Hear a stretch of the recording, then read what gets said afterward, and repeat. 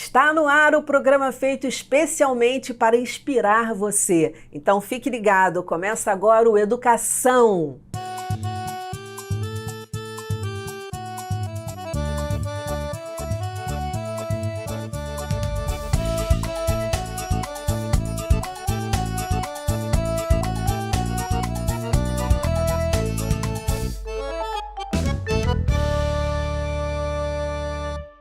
Meu convidado de hoje é o diretor acadêmico e de tecnologia da Ambra University, na Flórida, nos Estados Unidos, Alfredo Freitas. Muito bem-vindo, Alfredo. É um prazer falar com você. Obrigado, Dani. É um prazer estar aqui na TV Alerj. Vamos conversar bastante, inspirar o público que está em casa aí, esperando ouvir suas histórias. E vamos começar lá pela sua infância. Você nasceu no Maranhão, numa cidade pequena, e hoje é diretor acadêmico de uma universidade nos Estados Unidos. Você tem uma história em tanto. Eu queria saber como é que foi a sua infância. Bem, minha infância foi uma típica infância de criança no interior do Maranhão, então brincava muito tempo na rua com os colegas. Tive a oportunidade de morar com minhas duas avós. Morei primeiro com minha avó paterna e depois com minha avó materna. Na casa da minha avó materna, no quintal, nós tínhamos um campinho, então passava o momento que não estava na escola jogando futebol no campinho, no quintal da minha avó, quando eu morei com ela também durante um tempo da minha infância. Uhum. E morar com a avó fez diferença assim para você? Porque sempre dizem que a avó é mais assim, deixa mais as coisas rolarem, né? É mais assim, são mais benevolentes, vamos dizer, com as coisas dos netos. Você sentiu essa diferença? Bem, eu considero-me privilegiado, porque eu morei tanto com meus avós paternos primeiro, e no caso deles eu era o primeiro neto, então morei com eles e tive essa oportunidade e sempre tive muitos privilégios, né? Então, por exemplo, sei lá, comida de domingo, a comida mais interessante, às vezes era uma galinha caipira.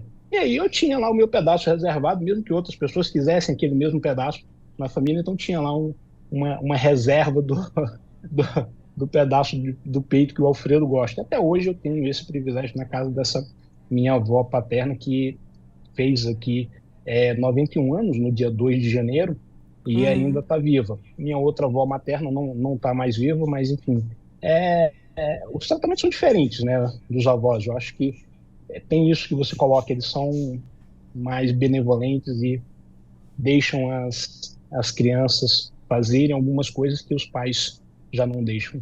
Tipo, comer doce, se fez alguma arte, já não pega tanto É, assim pesado no castigo.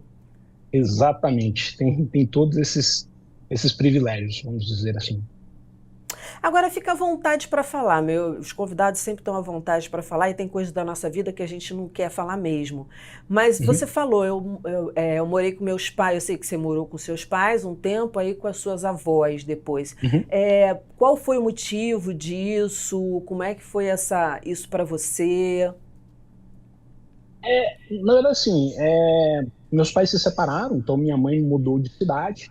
Eu morei com a minha mãe e depois pedi para minha mãe para morar com minha avó paterna e ela deixou. Enfim, foi uma coisa natural ali, uma conversa de da minha mãe comigo no momento e ela deixou. Eu morei com um dos avós, meu avô e minha avó, e depois a minha avó materna ficou sozinha, então eu fui morar na casa da minha avó materna porque ela estava ali sozinha naquele momento, né? Então tinha eu lá também para morar com ela. Então foi uma coisa que ocorreu em decorrência da separação dos meus pais. Entendi. Essas mudanças, que elas revelaram para você? Olhando assim, porque é uma capacidade que eu acho que a gente, de repente, adquire de adaptação, né? Quando você Uhum. muda, de casa, ou muda de bairro, ou enfim, quando há uma mudança, você tem que se adaptar. Você acha que isso influenciou e influencia na sua vida, na tomada de decisões? ou, enfim, qualquer aspecto da sua vida? Fernando, você perguntando agora, me passou um filme na minha cabeça e eu percebo que essa característica ficou mesmo marcante na minha vida, né? Então, eu morei com meus avós paternos, depois com a minha avó materna, depois voltei a morar com minha mãe, depois morei com uma tia e, e depois morei com uma outra tia, né? Então, acaba que eu percebo que essa adaptabilidade, essa diferença de ambientes e a mesma pessoa estar lá envolvida em diferentes ambientes, em diferentes momentos, elas me transformaram numa pessoa mais adaptável. Então, eu consigo mudar de cidade, mudar de cultura, mudar de ambiente, e eu sou uma pessoa muito adaptável. Eu morei, por exemplo, no Canadá, em 2 cidades no Canadá, e convivi muito bem com aquela dinâmica ali, de onde a gente tem um ciclo muito bem definido, um período de verão, um período de inverno com muita neve, um outro período de outono, primavera. Então, bem diferente, por exemplo, da minha origem no interior do Maranhão, onde não há grandes diferenças de temperatura. Sim, sim, imagino, imagino. Porque para muita gente eu já conheci pessoas que não conseguiam mudar, que tinham dificuldade de mudar na mesma cidade, por exemplo, mudar de bairro, mudar de casa. Uma coisa assim, bem, sabe, menor, muito menor do que você passou, né? A coisa de Isso. mudar de prédio, de, sabe, de bairro, e que não Sim, conseguia e depois conseguiu se adaptar e hoje mora até em outro país, mas que tinha essa dificuldade muito grande. exatamente. Eu tive essa característica durante a minha infância e adolescência, então ela ficou flexível à adaptação, acho que na minha vida adulta. Então eu consigo morar em diferentes ambientes e consigo, falando honestamente, ser feliz em vários contextos distintos, né? Eu consigo me encaixar e encontrar ali a felicidade, mesmo tendo a mudança, entendendo que é natural. A gente deixa alguma coisa para trás, há uma troca, eu abandono algo, perco algo, mas eu ganho uma outra coisa. E a gente tem que olhar para isso que a gente ganha e olhar para o que é de positivo, para que a gente consiga realmente se adaptar. Por exemplo, quando eu mudei para o Canadá, posteriormente, a minha irmã mudou de cidade. Então, minha irmã até falou que foi em decorrência da minha mudança para o Canadá, que ela sofreu muito, achou que afetou ela, eu abandonar a cidade que ela estava e tudo, mas depois, posteriormente, ela acabou mudando de cidade por questões profissionais e se sentiu mais livre. E isso foi um exemplo que acabou alcançando outras pessoas. No caso da minha irmã, ela não teve esse processo de morar com os avós, né? Eu fui sozinho morar com os meus avós. Ela ficou morando com a minha mãe. Certo. E qual a principal lembrança que você traz aí e de onde? Onde que você gostou mais de morar? Uma figura de referência, vamos dizer, na sua infância diante dessas mudanças?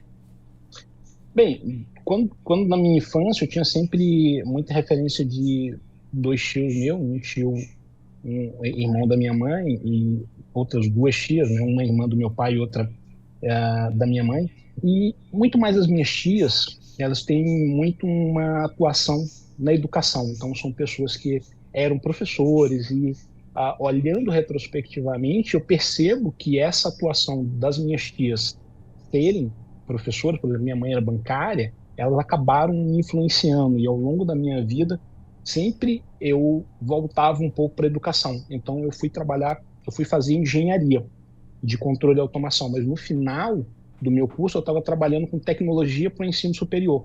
Então eu estava sempre entrando ali um pouquinho na educação. Quando eu comecei no curso de engenharia também, fui ser monitor e trabalhei na universidade, na biblioteca, para fazer uma grana e ter um dinheirinho para mim. E também Sim. fui ser monitor também remunerado também para ter uma renda, né? Então eu estudava em Universidade Federal, tinha o privilégio de não precisar pagar mensalidade e ainda tinha essas oportunidades de trabalhar sendo monitor e trabalhar na biblioteca É, a e gente vai receber algum entrar. dinheiro. A gente vai entrar mais nesse assunto porque eu quero saber como é que foi essa decisão. Mas antes eu Hum. queria te perguntar assim, qual frase você traz da sua infância? Qual lição de vida você traz da sua infância em relação à família? Porque depois eu vou para a escola. Tá, perfeito. Bem, em relação à família, sempre meu avô, meu avô sempre dizia que ele Ele, ele não poderia fazer coisas que eram erradas mesmo quando as outras pessoas faziam. Então ele era um sujeito que trabalhava muito olhando hoje, né? Ele não era um sujeito letrado, né? Mas era uma pessoa que trabalhava muitas virtudes ali de, de coragem, de trabalho, de justiça. Então ele sempre tinha uma visão muito de fazer as coisas certas, independentemente do que as outras pessoas estão fazendo. E isso foi uma coisa que muito me marcou na minha infância, especialmente quando eu morava com ele, né?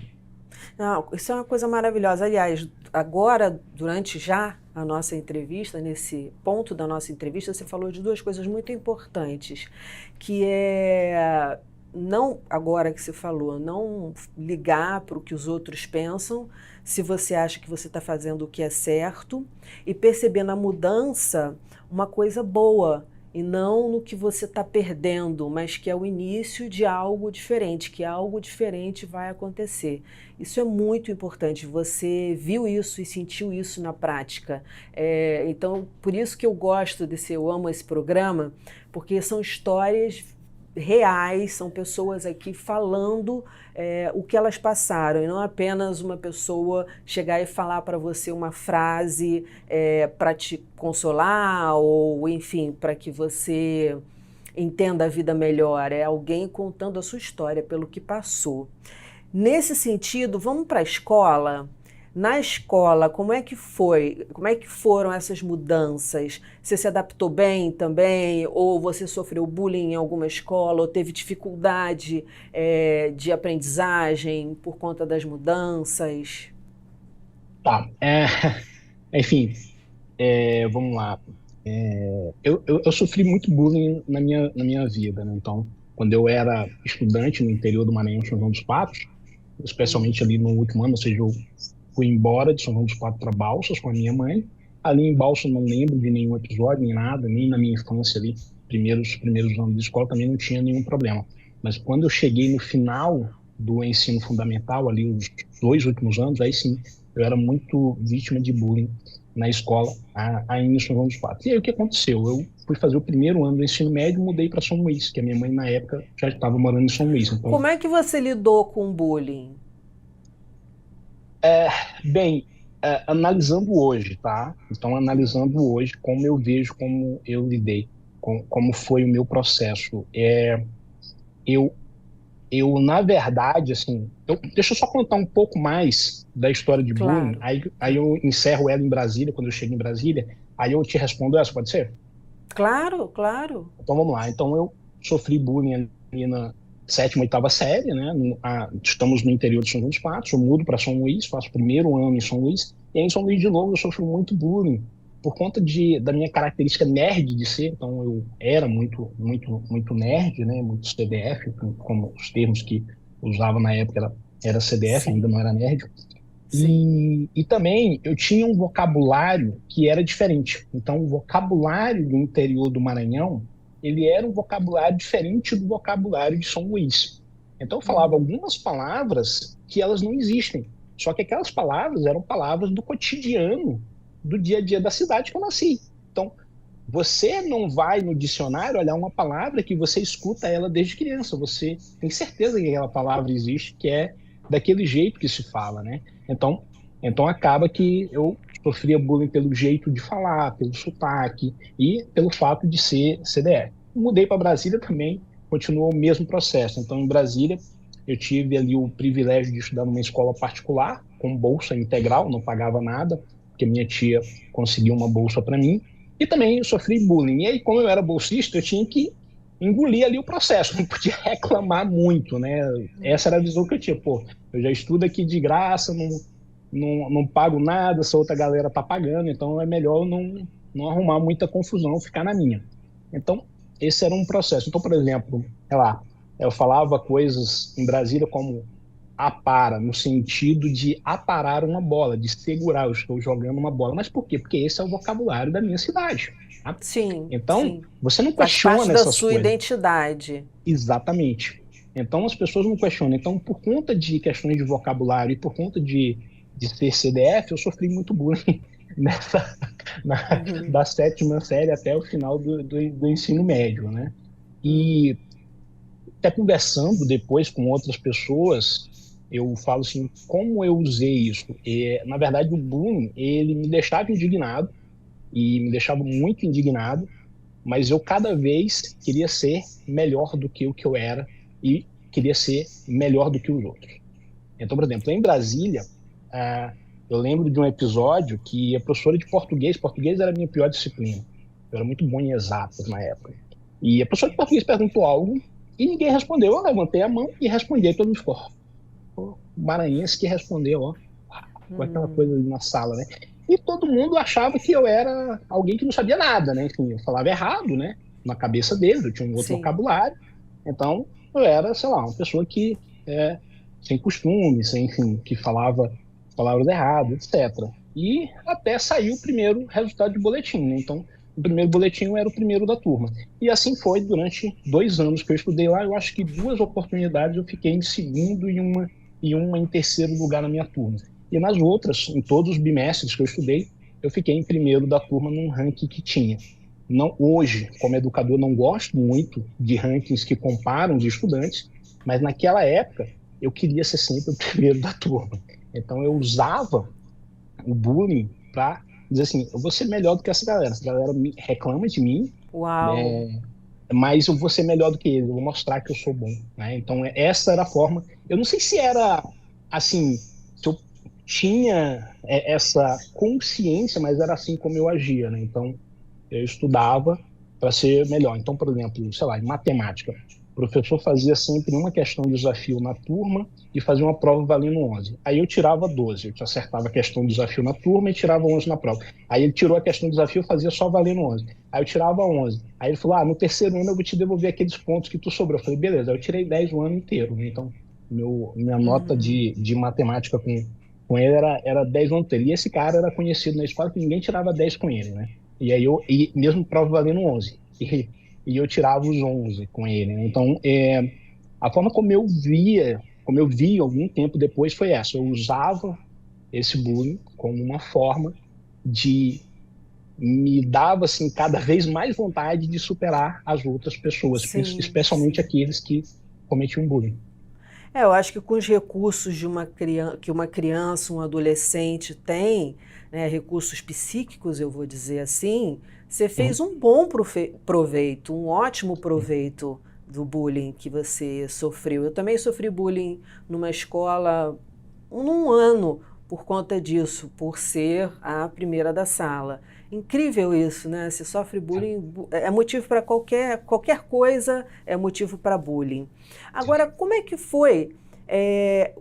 Qual professor marcou você?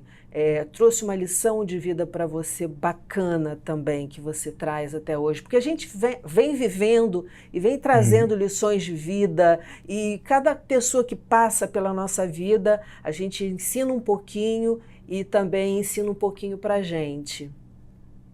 Bem, eu tenho várias professoras que me marcaram, né? Então, tem uma professora que chama Adriana Helena, que era professora de Química, né? Eu chamava ela de tia Adriana, mas eu não era sobrinho dela, né?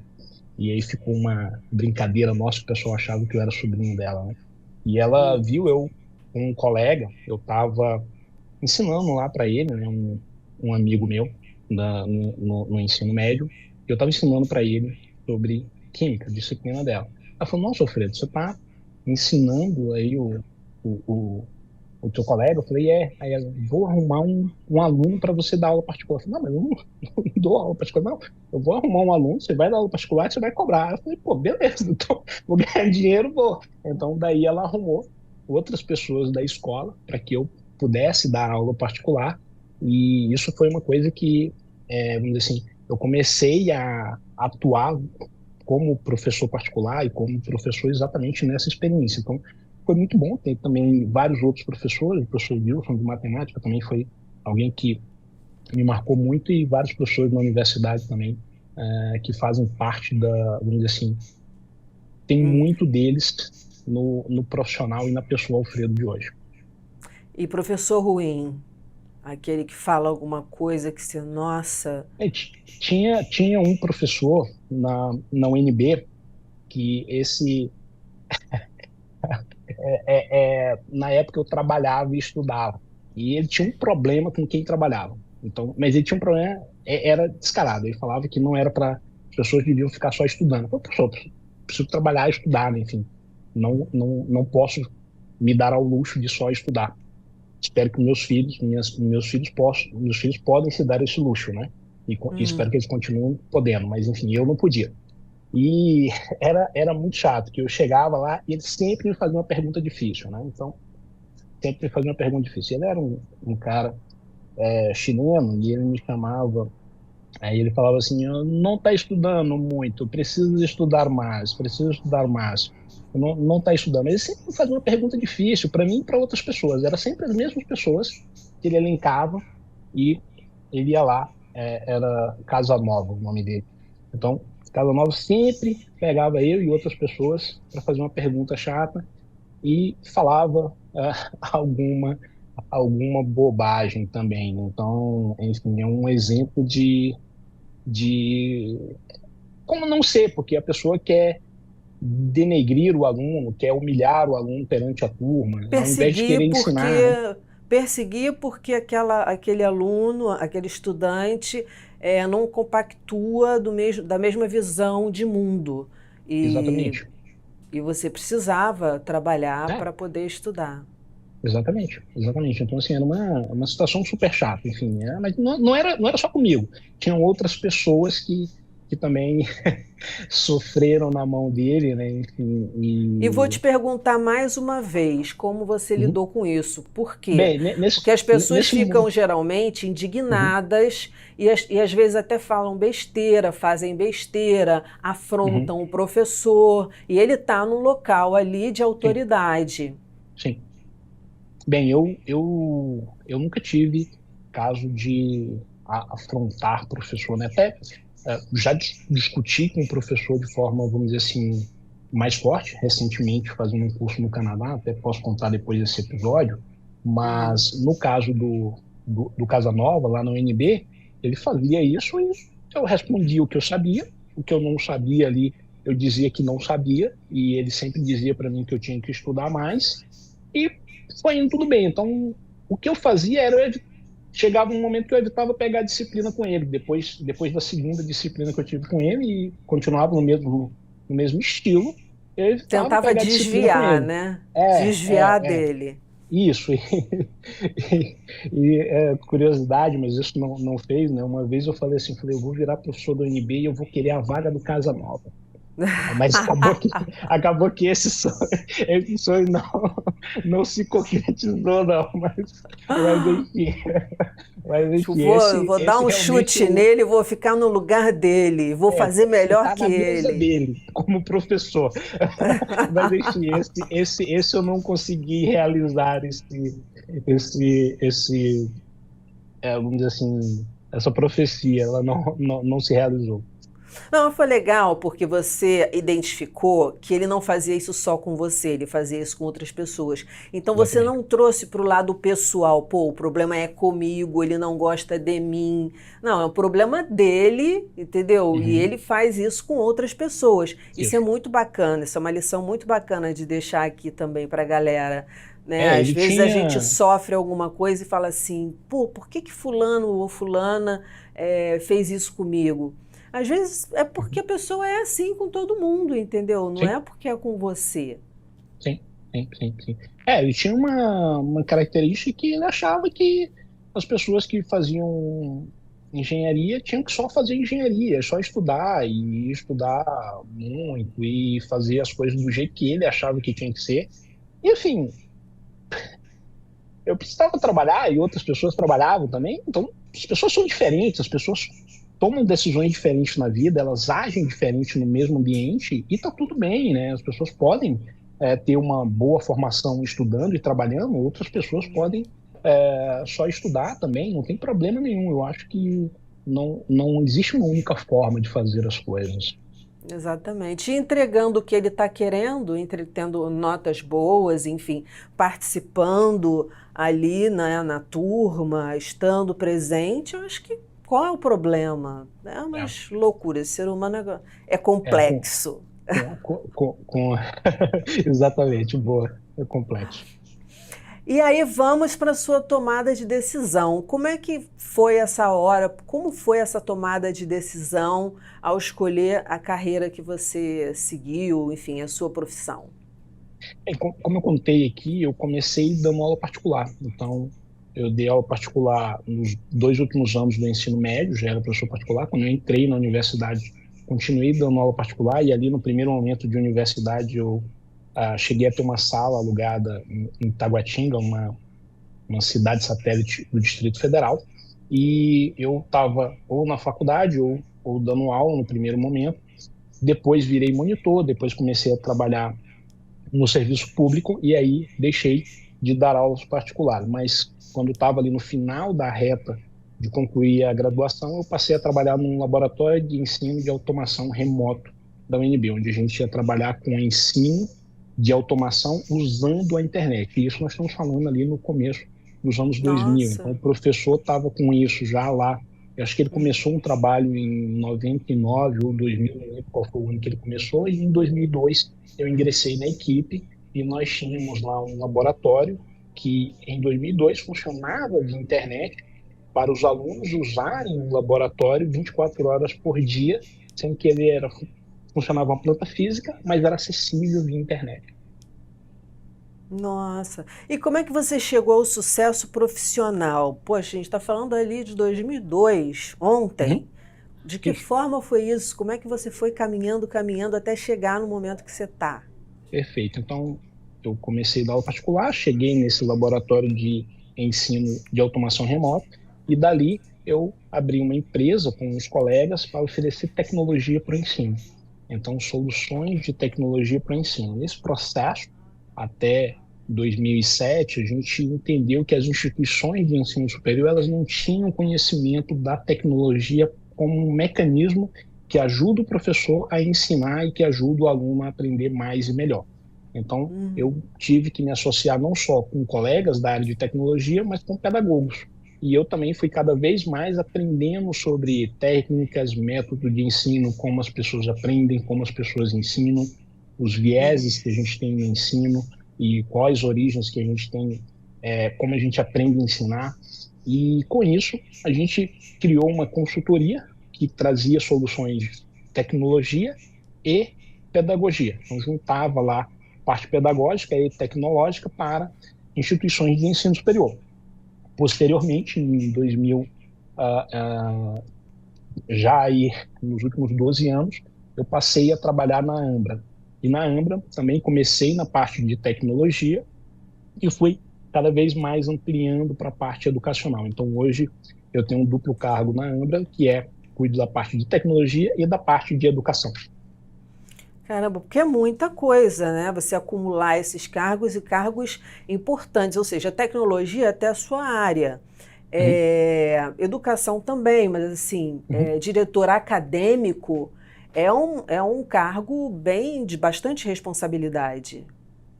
Sim, para mim é muito, muito gratificante, porque eu acabo determinando políticas de ensino, estratégia de ensino, e converso com muitos professores que ensinam temas que eu não conheço, né? E eu lido com eles para que eles façam o melhor trabalho. Então, eu sempre digo que o trabalho da minha equipe aqui é ajudar o professor a ensinar da melhor forma possível, e a gente precisa de pessoas que queiram aprender a ensinar, porque normalmente os melhores professores, eles ensinam repetindo o que os melhores professores deles fizeram. E não necessariamente essa é a solução ótima para todas as pessoas. Não necessariamente isso é a melhor forma de se ensinar hoje. Então, hoje nós temos um contexto diferente do contexto que aquela pessoa estudou. Então, sei lá, a Com pessoa estudou, por certeza. exemplo, na década de 80, no ensino superior, e aí ela vai dar uma aula em 2010, usando a estrutura que o melhor professor dela, 10, 15, 20 anos, fazia. Então, por exemplo, em 2010 a gente já usava soluções tecnológicas, não existia nem o Zoom, mas a gente usava uma solução chamada Adobe Connect, e a gente tinha aula via internet. Então, o professor podia estar em qualquer cidade, o aluno podia estar em outra cidade, e a gente tinha aula via internet já em 2010 na Ambra University. E a gente tinha que treinar esse professor, e eu Perfeito. sempre falo que o professor tem que estar disposto a aprender também a ensinar. Eu ia te perguntar exatamente a respeito disso, sobre as tecnologias de acessibilidade, né, para as Uhum, pessoas com deficiência. O que que uhum, você, a que você atribui esse sucesso? Você falou da sua viagem no Canadá, eu queria saber se uhum, foi antes ou foi depois. Se você uhum, fez aquele pitch, né, que é aquele breve resumo do seu plano de negócios e foi atrás uhum. de investidores. Como é que você conseguiu se sobressair? Porque a gente sabe que tem um mundo de gente com um mundo de Sim. ideias por aí. Vamos lá, eu já, já era professor particular, tinha vez escola em particular, fui monitor e virei ali assistente do meu professor na graduação e no mestrado na UNB. Então, abri uma empresa que usava esse conhecimento meu e de outros colegas, com outros colegas, e depois dessa empresa a gente conheceu algumas pessoas. Então, tinha alguns amigos meus que queriam, vamos dizer assim, tinham algumas oportunidades e essas pessoas tiveram a oportunidade de abrir a Ambra University e eles já me conheciam, então foi ali a partir do Network. networking, a pessoa saber que eu existo, saber que eu tenho esse conhecimento, a pessoa vem e me convida por conta que ela já me conhece, né? Então, a princípio, vocês investiram, não houve nenhum investimento de fora. Ah, como assim? Não entendi. Quando você e os seus amigos abriram logo a A gente empresa, abriu uma outra empresa, que não foi a Ambra, tá? Então, essa empresa era uma empresa de consultoria, e uhum, aí eu trabalhei nessa empresa, posteriormente eu ingressei na equipe da Ambra, e aí eram outras pessoas. entendi. Mas a princípio vocês não correram, o que eu queria saber é isso, vocês não tiveram que fazer esse pitch de procurar, ou seja, vocês começaram a empresa de vocês Aham. sozinhos, Sim, mas essa, sem. essa primeira empresa de consultoria, ela morreu, as pessoas se separaram, Sim, vamos dizer sim, assim, né? E aí sim, sim. cada um E aí foi você pro foi seu rumo. para Na a verdade, Ambra. outro colega continuou, outros colegas continuaram a empresa, né? E eu saí e vim para a Ambra. Na Ambra, a Ambra já captou recurso várias vezes de investidores, e aí sim a gente conversa com pessoas e capta recurso tanto de investidores americanos quanto de investidores brasileiros. Mas a captação de recurso de investidores da Ambra, ela, vamos dizer assim, sempre foi alguém que está ali, uma pessoa de distância nossa, né? Então, eu conheço você, Responsável. você conhece alguém, eu vou te apresentar o fulano de tal, ele está procurando alguma forma de investir algum dinheiro e dolarizar o patrimônio dele e fazer um investimento nos Estados Unidos. Então as pessoas nos apresentavam, a pessoa bate um papo com a gente, conversa e a gente faz ali uma apresentação, mas a Ambra não busca dinheiro de pessoas lá, vamos dizer assim, totalmente desconhecidas. Normalmente só dá dois passos, ou seja, eu conheço o João conhece a Laura e a Laura quer fazer um investimento, o João apresenta a Laura para a Ambra e assim foi desde sempre. Seus maiores desafios profissionais. Bem, acho que os maiores desafios profissionais, vamos dizer assim, a gente teve grande desafio para abrir um mestrado na Ambra, então foi algo que a gente tomou decisão lá em 2012 e nós eu lembro de quando a gente decidiu que ia investir nisso e só foi aprovado efetivamente pelo governo em 2017, né? Então, por exemplo, em 2015, a gente fez um projeto de mestrado em compliance e eu tinha que convencer as pessoas, e as pessoas, Alfredo, o que é compliance? De onde vem isso? Para fazer um mestrado nisso? Eu falei, cara, é um negócio interessante, funciona bem nos Estados Unidos e eu acho que um dia vai chegar no Brasil. E como a gente demora muito para o governo nos aprovar, ou seja, a gente, quando você Explica pra trabalha gente. Explica pra quando, gente. sobre compliance, Isso. então assim, compliance é vamos dizer assim, uma cultura de ética e de boa gestão e boas práticas de organização da empresa. Então eu tenho uma organização que ela tem lá define uma governança corporativa e define todo um procedimento ético e essa cultura precisa ser implantada, ou seja, eu preciso de um profissional que ele vai definir políticas, acompanhar o que ocorre dentro da instituição, reportar para os colegas da alta gestão e também ali tomar E não decisões existia difíceis. esse mestrado lá? Nos Estados Unidos existia, mas como a gente trabalha muito com brasileiros, era algo Uhum. que, vamos dizer assim, em 2015, não tinha a visibilidade que a gente tem no Brasil. Aí, quando no Brasil começou a se estourar muitos problemas da Lava Jato, foi ampliando, aí dali o pessoal, a gente precisa de uma cultura ética, precisa de uma cultura de conformidade, precisamos implantar o compliance, e aí foi vindo toda essa história de compliance que já existia muito forte nos Estados Unidos e em outros países, foi crescendo no Brasil. E até hoje ainda é, no caso do Brasil, um desafio e muitas oportunidades para profissionais dessa área, porque tem muitas vagas nos Estados Unidos, muitas vagas em vários outros países, muitas vagas no Brasil e poucos profissionais bem formados na área.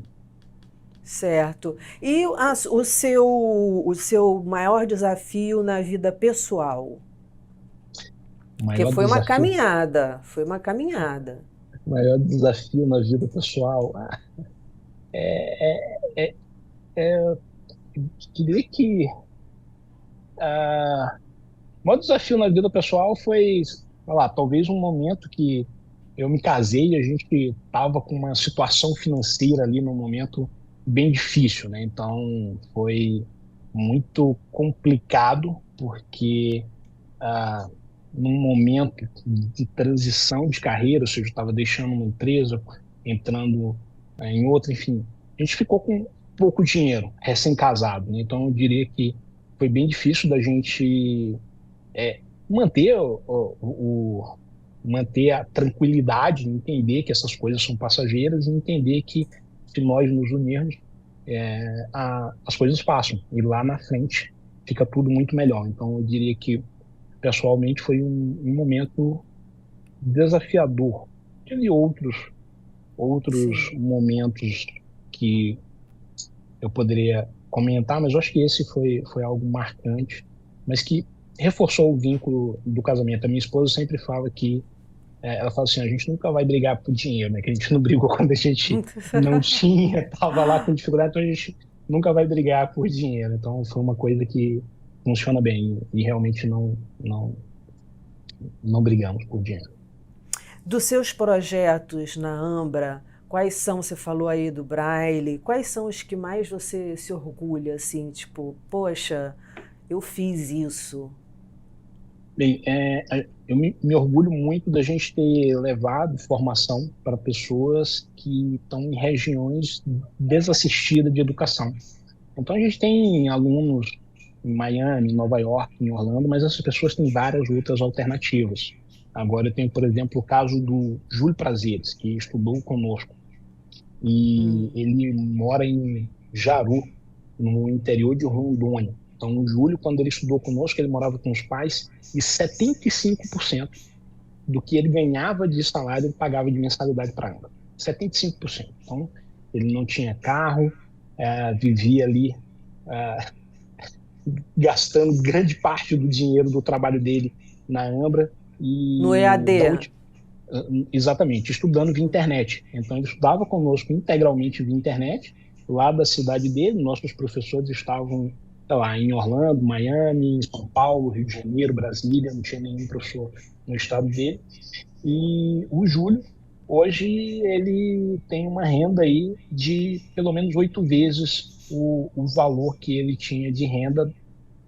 Quando ele terminou o curso, ele já estava ali, eu diria que uns 4 meses depois, já estava ganhando 8 vezes o que ele ganhava, porque ele conseguiu realmente aplicar isso e hoje na cidade dele, ele é, se não o único, e eu desconheço uma outra pessoa que tenha mestrado na cidade dele, Uau. ele conseguiu escrever livros ao longo da jornada conosco, então ele conseguiu realmente mudar o patamar da vida dele e gerar um impacto na comunidade, porque a gente consegue levar uma boa formação para uma pessoa que está no interior do Brasil, essa pessoa, ela não abandona a cidade dela, porque, por exemplo, a pessoa que pega e sai do interior e vai para São Paulo, Rio de Janeiro, Brasília, ou qualquer outra região metropolitana, poucas voltam. Essa é a realidade. Então, a maioria sai das cidades pequenas, do interior, e não retornam para suas cidades.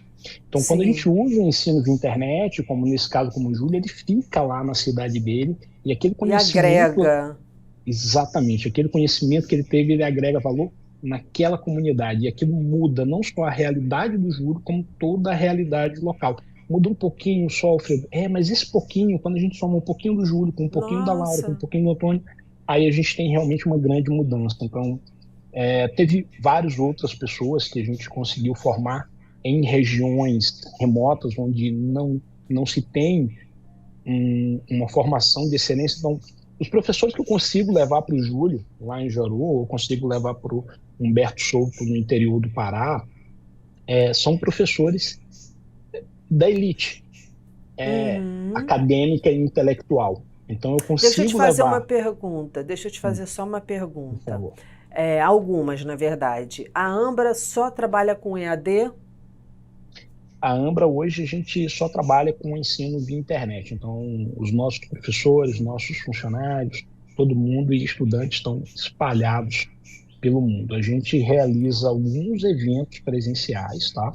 Uhum. E nós até pretendemos no futuro ter cursos presenciais. Então, a gente tem um projeto de doutorado integralmente presencial. Só que aí é sempre aquela Ó. história. Lembra que eu te falei que o nosso mestrado a gente começou em 2012, foi aprovado Uhum. em 2017. Então, recentemente, nós começamos um projeto de um doutorado, de doutorados presenciais, mas a gente não consegue prever exatamente quando isso será aprovado, porque é uma questão muito regulada pelo governo. Mestrado é presencial também. O mestrado hoje ele é integralmente via internet. Aí a nossa ideia é, assim que forem aprovados os doutorados Hum. presenciais, a gente vai ter mestrados presenciais. Os nossos mestrados hoje a pessoa faz integralmente via internet. Então, por exemplo, o Júlio fez graduação e fez mestrado conosco integralmente via internet. E a gente Hum. tem eventos presenciais em Orlando, e aí são de networking, atualização, um contato mais próximo para que as pessoas é, aproveitem o momento para fazer negócios, fazerem parcerias. E a gente fez agora o último um evento em novembro de 2022 e várias pessoas saíram ali do evento não só conhecendo outras pessoas, mas também com parcerias, com novas oportunidades profissionais. As aulas são só em inglês? Você tem que ter inglês para acompanhar as aulas? Nós temos duas opções. Nós temos alguns cursos que a pessoa pode fazer integralmente em português e tem outros cursos que a gente tem professores americanos e professores brasileiros, então a pessoa pode fazer parte em inglês, parte em português. Então, Uhum. pode escrever a dissertação em inglês ou escrever a dissertação em português, mas em todos os nossos cursos hoje nós temos a possibilidade da pessoa fazer o mestrado integralmente em português. Então, por exemplo, falando do mestrado em compliance, né? Na disciplina principal, na disciplina de compliance, eu tenho ela em três alternativas. A pessoa pode estudar com o professor Ederson Porto, integralmente em português, pode estudar com o professor Michael Rogan, que aí é integralmente em inglês, então o Michael é Chief Compliance Officer de um grande grupo financeiro americano, e ela pode também fazer a escolha de fazer as avaliações com um desses dois professores, mas frequentar a aula do outro ali como ouvinte, né? Então eu falo assim, eu Ah, vou legal. fazer as avaliações em português, mas eu quero frequentar a aula do professor Michael em inglês e conversar, discutir com ele, mas na hora que eu for escrever o meu trabalho, eu quero escrever para o professor brasileiro corrigir. Então a gente tem em algumas disciplinas essas três alternativas, outras disciplinas optativas só tem em inglês e tem sempre uma possibilidade da pessoa fazer o mestrado integralmente em português. E também tem essa questão da tradução, né? De alguns aplicativos pode colocar a tradução. Não sei se seria o ideal no caso do Uhum. mestrado, mas É aplicativo para traduzir o que o professor está falando. isso. O Tem problema várias é que soluções dessa, né? Só que quando a gente está ao vivo numa discussão, então, o nosso mestrado tem complica, muito encontro assim, de discussão de 12 pessoas e um professor, ao aí vivo numa complica, discussão né? durante 2 horas. Então, começa, vamos dizer assim, você fala, poderia fazer uma tradução simultânea? Poderia. Só que começa a ficar muito, muito complexo e Emperra, né? Isso. Então, cria muito atrito. Então, a gente dá a opção da pessoa estudar em português, com um professor que fala português, ou ela estuda em inglês, com um professor integralmente em inglês, e ela pode fazer essa terceira opção em Essa algumas dobradinha de disciplinas. ser ouvinte Isso, é muito legal, muito isso, bacana, exatamente. Então, eu muito ainda não me sinto bacana. confortável para escrever um trabalho em inglês, discutir, fazer uma apresentação oral, mas eu quero começar ouvindo e fazendo uma discussão ali não avaliada. Depois eu vou mudando de nível gradualmente. Muito legal, assim, você ter uma ideia, botar a ideia para frente, olha quanta coisa você já ganhou.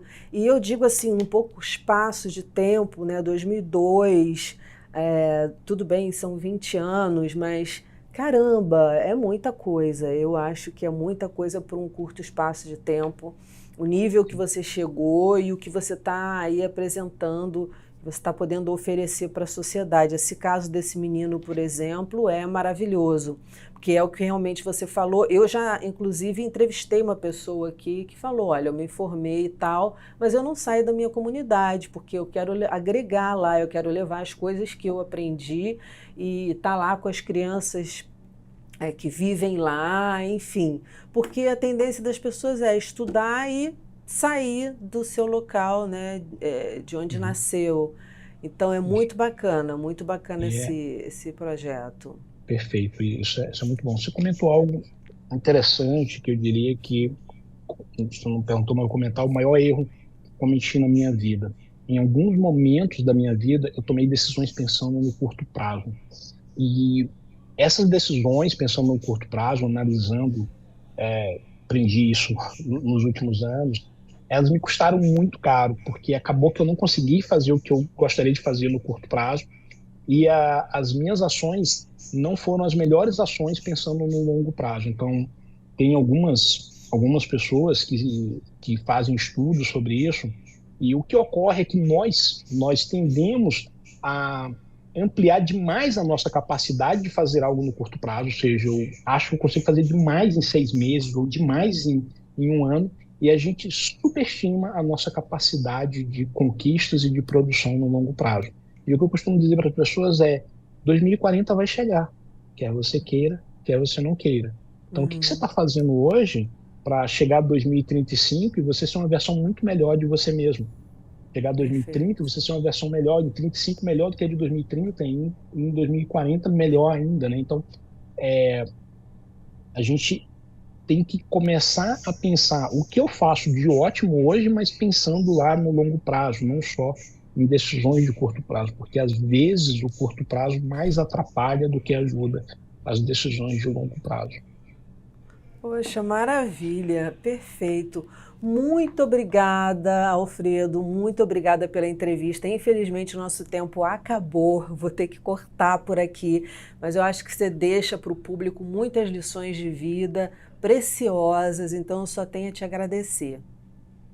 Bem, eu que agradeço, foi um prazer conversar aqui, foi emocionante para mim e é muito bom, gostei muito do nosso bate-papo. Ah, eu também gostei muito. Vou te pedir para esperar um pouquinho, que eu vou me despedir do público e já volto para falar com você, tá bom? Combinado.